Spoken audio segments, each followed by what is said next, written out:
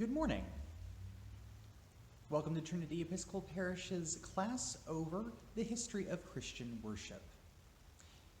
Last week, we dived in to a pretty important subject in the medieval time period, which is Eucharistic presence, or the presence of Christ specifically within the elements that are offered in the sacrifice of what our Latin brothers and sisters would call the Mass, or as we would call it, the Holy Communion, or the Holy Eucharist, or a number of other names.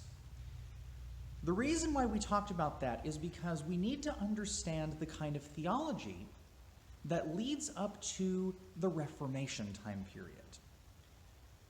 In the Holy Communion, the question of presence is not necessarily going to take a primary position, but it's going to take a position that occupies a lot of time, and different reformers differ as to how we should answer this question. And even since the Reformation, there has been development as to how Protestants understand Eucharistic presence. For a simple example, the Episcopal Church, which is born out of the Church of England during the Reformation time period, undergoes several different kinds of changes and reforms even since the Reformation. Whereas the Reformation was concerned with a certain thing, subsequent times in the Church, as every time in the Church is responding faithfully to the challenges that is presented, but even the 1600s have their own kind of challenges. The 1700s have their own kind of challenges. 1800s, 1900s, all the way to present day. What we have to remember and think about is what specifically were the reformers responding, amending, or keeping the same about the medieval rite of the Holy Mass. You might be surprised that some of our reformers don't change a whole lot, because that's not their primary concern. To illustrate this point, let's remember the theology, or at least the official theology, of the Roman Catholic Church when we get all the way to the 1500s. So we have a church, and by and large, that is a single church that is associated with the empire. Particularly, it's associated with the conglomeration of empire that exists in modern-day Europe. The socio-political relationships between all of the various territories that are part of the Holy Roman Empire are united under one emperor. The thing is that the closer we get to the 1500s, the more that empire becomes fragile. It's important to remember this because as much as we like to talk about the church being separate from the state here in the U.S., we cannot even conceive of that until we get to some of the reformers. And we actually can't even think about that until we get to the later Protestant Reformation, because there were more than one Reformation in the Protestant Reformation. The first Reformation is commonly called the Magisterial Reformation, which is what we're going to be focusing on today. The later Reformation is something that we'll talk about in a later class, which is sometimes referred to as the Radical Reformation. And this includes some of the various denominations that we will find in modern-day U.S. But for our discussion today, we're focusing on the 1500s, and we're focusing on the big names in the Reformation. What were they concerned with? Why were they concerned with it? The theology that they are inheriting is one that is heavily influenced by who we call the scholastics. The scholastics, Thomas Aquinas being one of them, are simply the names that are given to who we would refer to as the university scholastics that really heavily formed and influenced the received theology that the reformers are having to discern what to do with in the Reformation through the Roman Catholic Church. We won't get into a whole lot of what these scholastics say, but all that needs to be said is that people like Thomas Aquinas, people like Duns Scotus, William of Ockham, these people, very influential, extremely important for the conversation in their own particular way. But let's get to the Reformers. When we get to the Protestant Reformation, there is one name that we cannot skip over and we cannot avoid, because this person arguably is the spark that sets fire to the Reformation. And it's none other than Martin Luther. Martin Luther is an Augustinian monk in the Roman Catholic Church, and Martin Luther is living in Germany. He's a German. In fact, the original spelling of his name was Luder, L-U-D-E-R. But Martin Luther, before we get an idea as to who Martin Luther is, shelve that for a minute, because here's what Martin Luther is concerned with. Martin Luther is a New Testament teacher. He teaches at one of the colleges. And Martin Luther, as a New Testament teacher, becomes concerned when the New Testament that he pores over seems to say something very specific about salvation by grace through faith. The reason why this shift is really important for Martin Luther is because Martin is not seeing this grace through faith being practiced within the church that he serves in, the Roman Catholic Church. Martin takes a pilgrimage to Rome because he assumes, as probably many of us would assume, that going to Rome, where the church is the main thing that goes on in Rome, Martin assumes that when he goes to Rome, that this is going to be a holy site that he goes and visits. Nonetheless, it is in fact a holy site, but this is the experience that Martin Luther has. He sees businesses that are all taking advantage of pilgrimages by charging admittance fees or by not allowing certain people to come and touch the holy relics. Or, in one particular case, there is a particularly penitential act that is the penance of the kneeling upon a long staircase and walking up the staircase saying one's penance. What he witnesses, and he says something along the lines more or less, is that what he witnessed was a carnival. It was some sort of sport that people were charging money for and charging tourist fees for, and it was nothing like he was expecting to experience. So he's witnessing something that is one of the things that the Roman Catholic Church knows is a problem. This is the thing. Reforms don't happen in a vacuum. There were plenty of people who knew that the church needed reform. And the political situation that the Roman Catholic Church was in, especially in the 1400s, was extremely fragile, and it did not lend itself to being able to reform on a wide scale. Even though reform efforts were being made, nothing was ever followed through with. But then the straw that broke the camel's back was Martin Luther, because reform was not happening, and Martin Luther saw that reform needed to be made. And so what he does is, in a lot less dramatic a fashion, he takes some theses and he nails them to the bulletin board, which is the church door. So there's all of these interesting iconography of Martin Luther nailing something dramatically to a door. The church door was simply the bulletin board of the community. It was a place where you hung flyers. What Martin Luther did was that he hung up 95 Theses. And this is what you do when you are someone who is a scholar. You have things that you argue about. Martin Luther is famous for his really, really, really fascinating approach to argument. There's even stories of Martin Luther when he went to argue his case with others down at the pub, that people would bring books and stack them up real high, and Martin Luther, in a somewhat rhetorical play and a somewhat intimidation play, would bring no books and would simply stand there and wait to respond. Martin Luther didn't need the books because he had them all up here.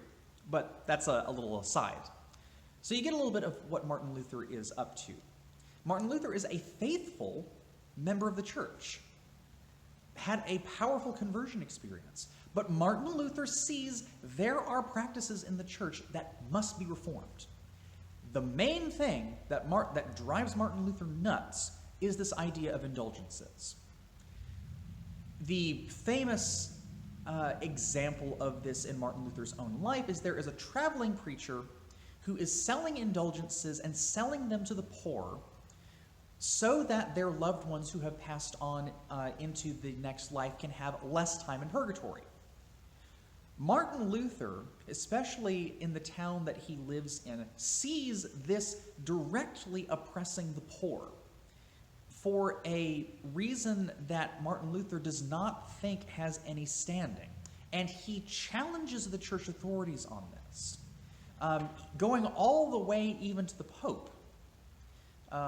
You can find woodcuts of Martin Luther's ascorbic words against the Pope and the indulgence practice.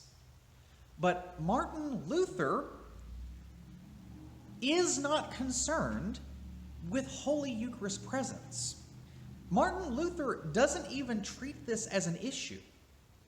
So when we think about Lutheran reforms, Martin Luther's reforms that he starts writing after the Protestant Reformation gets started and after Germany becomes its own kind of self-governing body, and Martin Luther establishes the Lutheran Church, which is simply the church associated with the territory of the prince in Germany, because, again, we can't separate state from church yet. Martin Luther's reforms don't really touch anywhere along the lines of the presence of what exactly is going on in the Eucharist.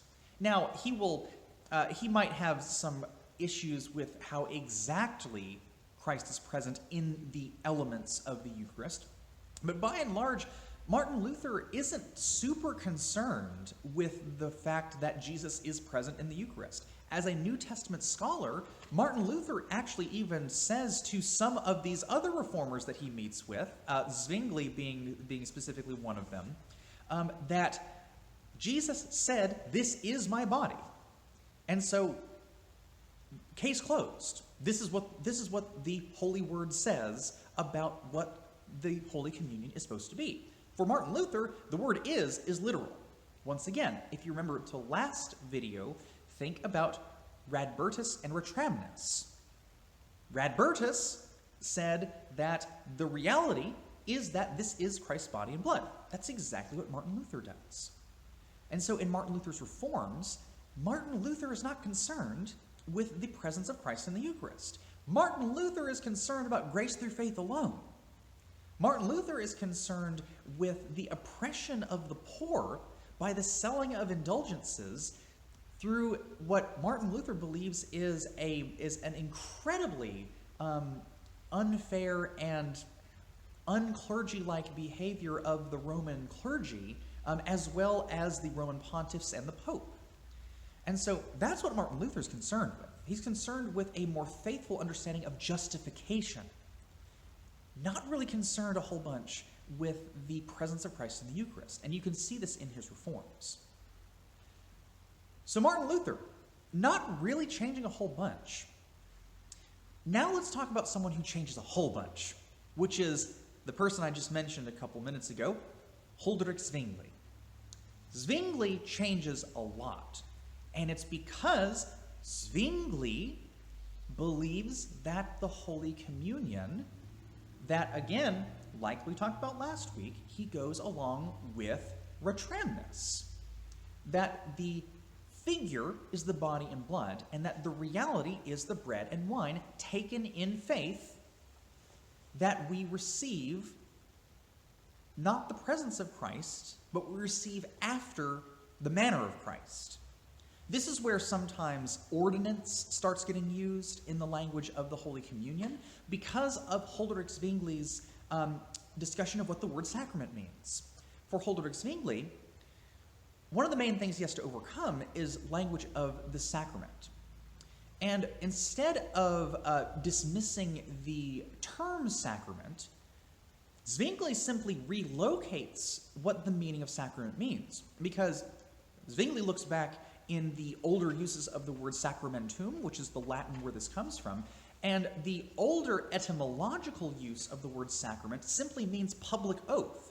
A sacramentum, in an earlier usage of the word, was an oath that public officials and even soldiers would take as part of an oath to the public.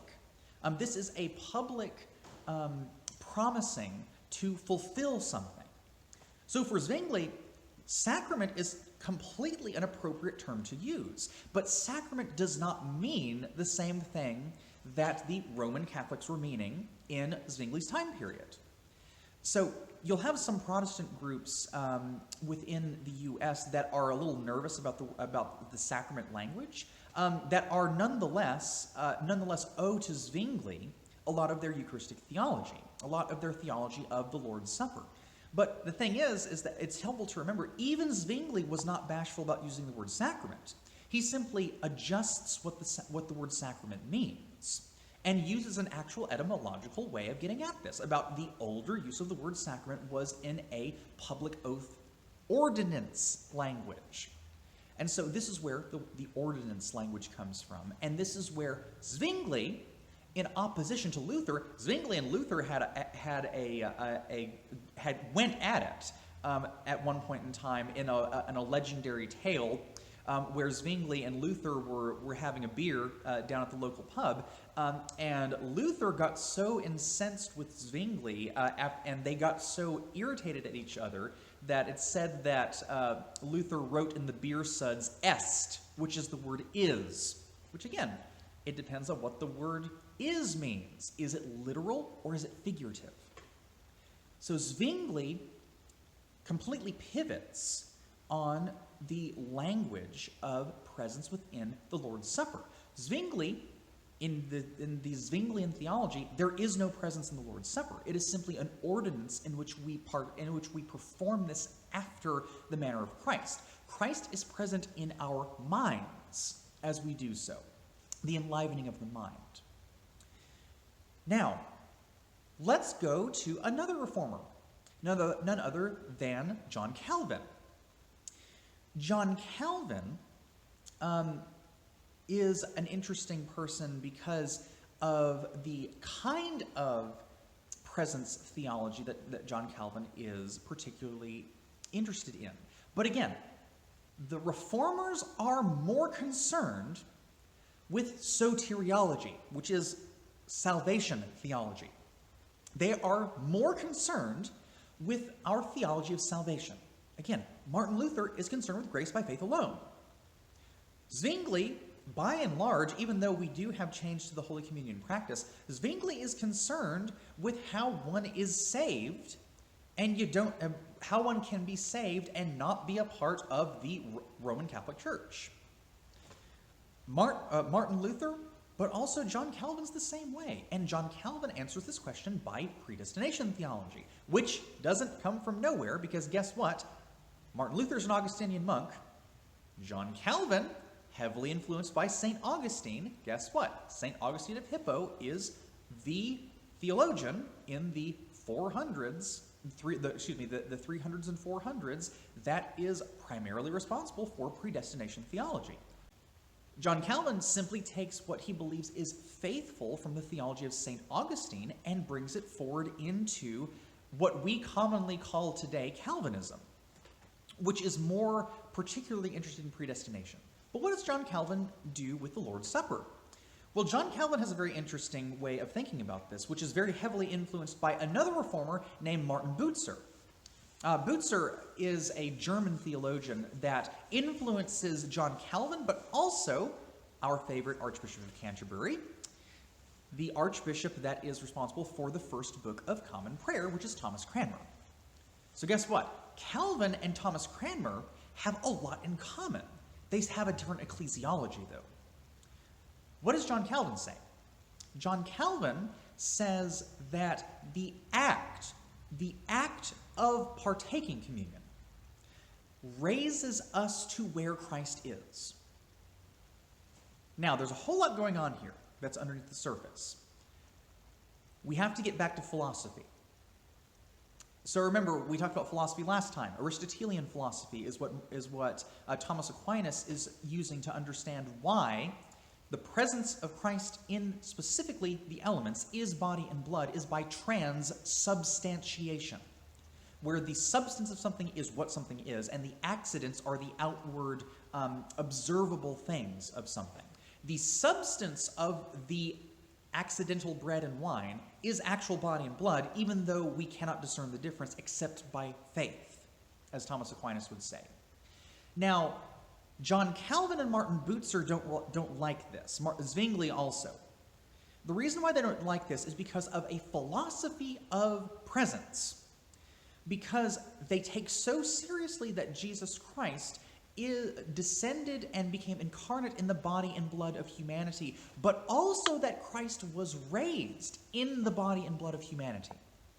What they extrapolate from this is that because Jesus confined himself to the body and blood of our humanity, in other words, he became finite, he became confined to one place at once. What they say is that Christ is raised to the right hand of God the Father in a very physical sense. And therefore, a physical body cannot be in more places than once. Rather, we have to be raised to where Christ is, rather than Christ be made present on every altar where the sacrament is offered, as other theologians would say in the earlier church. For John Calvin, this is a problem of location. This isn't necessarily a problem of whether Jesus is present or becomes present in our action of the Holy Communion. It's just that Jesus is not present specifically within the bread and wine of communion, but the faithful action of partaking of communion raises us to where Christ is. This is something that you'll see also in the theology of Martin Bucer, where it's not that Jesus comes down to us, it is we are raised to where Christ is. Again, it's a location problem and it's a direction problem. Do we go up to where Christ is in our hearts, or does Jesus come down to where we are in substance? The way that John Calvin answers that question is that by the faithful partaking of the communion, we are raised to where Christ is. And the reason why it's important to partake of the Holy Communion is because partaking of Holy Communion is a manifestation of your election. Because again, election is not something that we as humans can change. You're either elect or you are reprobate. You are one of the two. And the thing is that desire to receive the Holy Communion is a sign of your election. So it's not that Holy Communion is something that is unimportant. For Calvin, it's very important because it manifests in us the signs of our election. But it's not something that objectively does something in the bread and the wine. Rather, it is something that happens when our hearts are raised to where Christ is. So, philosophically, you see why it's important to understand our underlying questions, because it's a problem of location for Calvin and Bucer. Well, guess what? Calvin and Bucer and Luther are heavy influences on the Anglican Reform as well. Thomas Cranmer, in the Book of Common Prayer, uses language of function. So when Thomas Cranmer, in the first two editions of the Book of Common Prayer, 1549 being the first edition and the 1552 being the second edition, the Book of Common Prayer was, and still is, the operating document for how the Church of England is to perform services. You cannot do something that is outside of the authorized texts for worship in the Episcopal Church or in the Anglican Church or in the wider Anglican Communion. That's not how it works. We use a common prayer. when Thomas Cranmer begins to make particular changes to the liturgy, the Holy Communion gets adjusted a little bit. The form of Holy Communion is going to remain relatively familiar, except that it's going to be in the English language. It's going to be in the parlance of the normal person rather than Latin.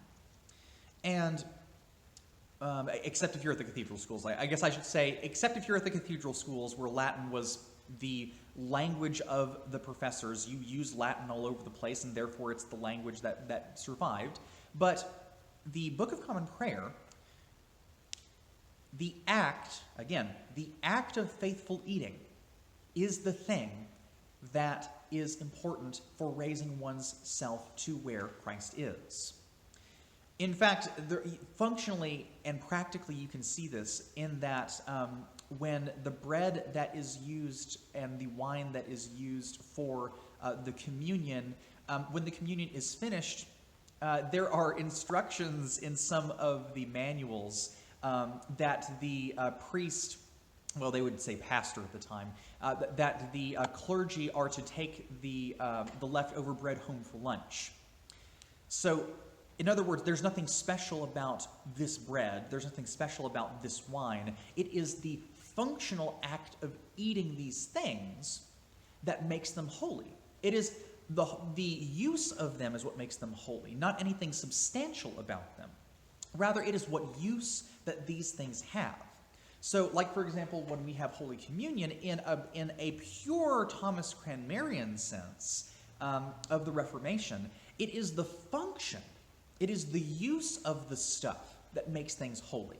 It is the context in which the stuff is used, not the substance of the things themselves.